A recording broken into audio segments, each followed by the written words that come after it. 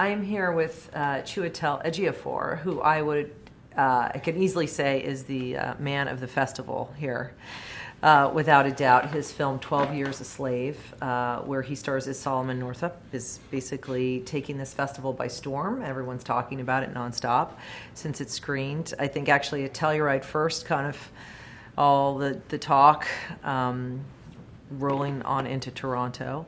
And as I said earlier, when you walked in, you look far too relaxed for everything that's happening in this about this film and how people are responding and the reaction and Brad Pitt on the red carpet and all of that. How are you doing? Yeah, no, it's been an extraordinary time here in Toronto. You know, like you say, we were in Telluride before, and the reaction there was great. But this has been, amazing here, and so I think we're all very excited about that. And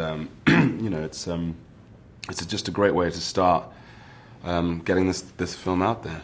Mm-hmm. Amazing. Yeah, and for you, playing this real life person, which in the interviews that I've been having, we're just talking about how no one, Americans, I had no idea that this book existed, even though it kind of came out at the same time as, or a little bit before, Uncle Tom's Cabin, and yeah.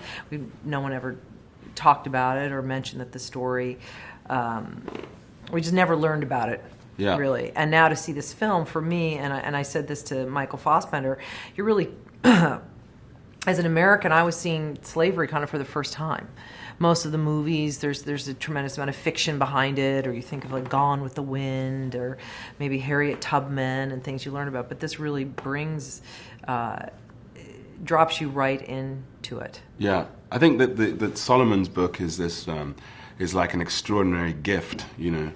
It's his autobiography is like a gift to the modern world. That we can have this first-hand account, this primary source, this historical narrative.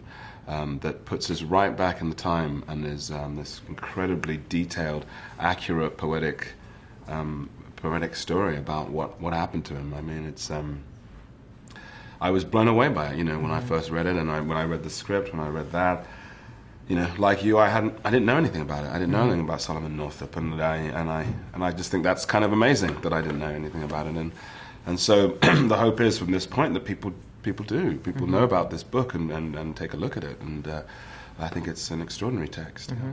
And for you, I know Steve McQueen is an incredibly exacting director. He has worked with Fassbender. Obviously, he's done 2 prior films with him. How was that experience playing Solomon, and also the journey that the actor that you would go through, kind of from the kind of stuff that you have to do, obviously as a slave, and then as a free man, you kind of transition into plantation life. And there was a couple of scenes that, your humanity and what you brought to it as an actor, the kind of dignity that Solomon holds on to. For me, the most difficult scenes weren't the kind of most brutal ones that everyone's kind of talking about with the flaying and stuff. For me, it was really when Solomon starts to sing. I was weeping, and it just was like, it was kind of the mix of he's giving over, yeah, but at the same time he's embracing it. Yeah. It was very complex. Yeah, it's a complicated moment in the film, I think, and and it's something that I can, even now I can still contemplate. I don't know if I have all the answers, mm-hmm. but it's I think it sort of comes out of a need to have community as well as anything else. That he is always perceiving himself as separate from everybody, mm-hmm. everybody around him in that context because of his life before. But in a sense, I always saw Solomon's journey as a man who starts out thinking that he's in a fight, in a battle to get his freedom, but realizes at some point that actually he's in a battle to save his mind, mm-hmm. And I think that's and that there's a point of that in that moment where the sense of all hope being lost, and then realizing that actually, one has to have a community. One has mm-hmm. to, if you're going to survive, mm-hmm. you have to kind of belong to what is immediately around mm-hmm. you. And of course it's also textured in with religion and the nature of how religion plays a part in that, and all of those things. So it's I think as an audience, and I think people look at that moment in very interesting ways, and I've had very interesting conversations about that, about people finding that moment very bittersweet of wanting him to have that community, but also realizing that means that he is potentially giving up hope about his freedom. Right, and also the other scene with Patsy at the end was very, very difficult for me when he ultimately ends up, they separate, and it was very, very, very tough. Yeah, it's it's I mean, you can sense a lot of Solomon's emotion in the autobiography and the way that he talks about that. But he talks about people disappearing from his view forever, and that the nature of that, the nature of knowing that it's impossible to bring people with him, or to find them again, or to to revisit this place. You were in Nigeria. I remember we were talking earlier. Yeah. And you were at, like, right before you started shooting, you were visiting Nigeria, and you were in a museum, correct? Right? I was actually shooting a film there. I was shooting a film in Nigeria, Half of Yellow Sun, and on the last day, my last day there, I went to the Slave Museum in Calabar, which is in the south and southeast where we were filming, and of course it was it was a very emotional moment, to know that I was going to go on the same, go to the same sort of destination as people who were leaving there were going. A lot of those people left Nigeria. A lot of Igbos, and I'm Igbo, left that area to go to Louisiana. At that point, so it was. It was coincidence that I was there, but it was a very interesting way to start the process for me. Simply, of actually of going from somewhere, having plantain and okra, and then going to New Orleans and having plantain and okra, and thinking, well, this is, all these things are very connected. So. And for you as an actor to prep for something like this, I mean, is there a process other than just like reading the script and knowing the source material, or would you describe yourself as like kind of all-in method, or is it something that you leave when he would say cut into the day or the week? Well, I don't know what the word is, to describe how I like to approach it, but it always just seems like I feel like I just go to it in the most, if you like, with something like this, it just had to be a practical thing, you know what I mean? Like once the decisions had been made, then I was like, okay, so I need a violin teacher. Do you know what I mean? Right. So like, it's that sort of stuff. And then I wanted to get down to Louisiana, and I wanted to get down to the plantations, not just the plantations that we'd be shooting on or anything, but other plantations, get into other museums, learn about the history, get a real feel for the place, and really, sit with it. And then, obviously, I wanted to take a look at the, cotton picking and, trying to figure out how to, the timber stuff and,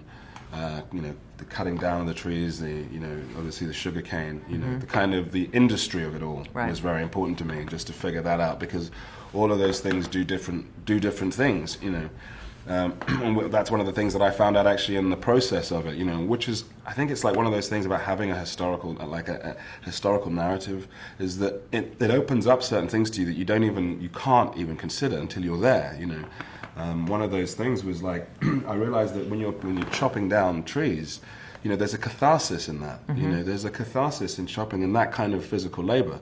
There's something that is that you can sort of you're reminded of your own physicality, and you're right of your own humanness, within the context of that. And the same with sugarcane. Now, sugarcane is hard because you're underneath it all and everything. But it's but again, there's a catharsis. There's something you're attacking, But picking cotton is the complete opposite. It is. There's no catharsis in it. There's nothing. There's just the burning sunshine. It was 108 degrees on the first day, and we're on the Apps plantation, and it lends itself to that kind of surreal insanity that the Apps plantation, then has. It's you're just the only sounds really are, the crack of the whip in the distance, and maybe somebody passing out, and it's a very different kind of reality, and that's why in the story, each plantation has its own unique psychology, and some of that comes from the psychology of the work that's being done, you know. And I could never have put that together until going out there, you know. And the fact that you get those kind of little rewards of things tying themselves together, that you understand the places in a different way, is because Solomon is talking about his own experience, you know. Right. And so following that trail, a great decision by Steve McQueen to go out there to the place, you know, to do it right there in Louisiana, and to have those moments, you know, to have those moments of revelation. Well, it's true that I was saying this to Michael. I felt compassion isn't the right word, but I felt sorry for Epps. I mean, you see how psychotic and crazy and alcoholic and just the maddening, you know, how maddening it is, and the arbitrary the plantations and the drought, and how he's like just this psycho trying to justify his actions. Yeah. And there's love in this movie, and I've heard McQueen say that it's really a love story. He wants to talk about, you know, the love between, obviously, that Solomon has, and between the Patsy and the slaves, and the difference, the different relationships that you kind of go through as you go through the plantations. Your character does bring a lot of humanity to it. But I was surprised when I'm seeing this. And it's funny that you should say the cotton picking, because really that was, for me, that's the first time you kind of see what that was like, and how impossible it is actually to kind of do that well under those circumstances. Yeah, I mean, I think that